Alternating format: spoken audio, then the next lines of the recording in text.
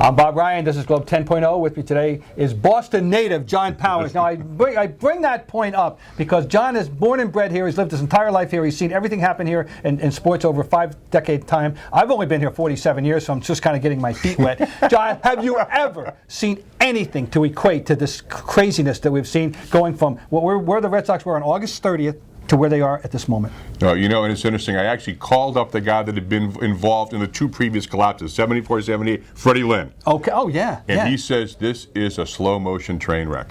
And I think the thing is there have been other collapses. If you look at 51 on the Dodgers, who had, what, like a 13.5 game lead? But they had a winning record in September. These guys had a worse record than the 62 Mets. And worse than that, you're playing your last 6 games against teams who have no reason to win. The Yankees on the one end and the Orioles on the other end. Well, the Orioles played as if it were the seventh. Every game was the 7th game in the World Series. They were fueled on by a manager. There's no question about that. Buck Showalter had declared his distaste for the Boston Red Sox in spring. Okay, but the extent of this calamity, the fact is that on August 30th, we're having discussions about such things as who's going to pitch Game 3. That's right. The presumed Game 3. And, oh my God, October 9th, we got the Red Sox and the Yankees in Game 3, 2 of the ALCS, and we got the Patriots and Jets. How are we going to fit all this into our...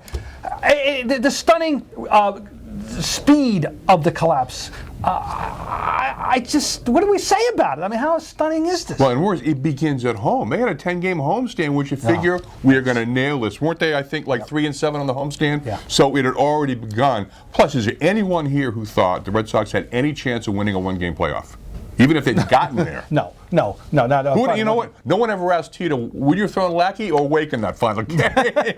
We never get to that point. But speaking of Tito, who is no longer the manager, and Theo Epstein, who is no longer the general manager, I mean, the change in... Do you think that the public, the credibility of this, or the very credibility of this organization is at stake right now? Oh, absolutely. And, you know, plus, at a worse time, 100th anniversary of Fenway next year, you would have loved to have had some kind of a World Series thing, and now, wow. Well, that is really going to be, I won't say awkward, but it's going to be strange. It's going to be interesting for sure. And, that is an interesting, that's something that they've been talking about for a long time. Well, I would say this, in a town where we've seen a lot of things, and certainly the Patriots were a soap opera unto themselves in the Sullivan era for the better part of 30 years, and the Red Sox have provided other sources of interest for us over the years.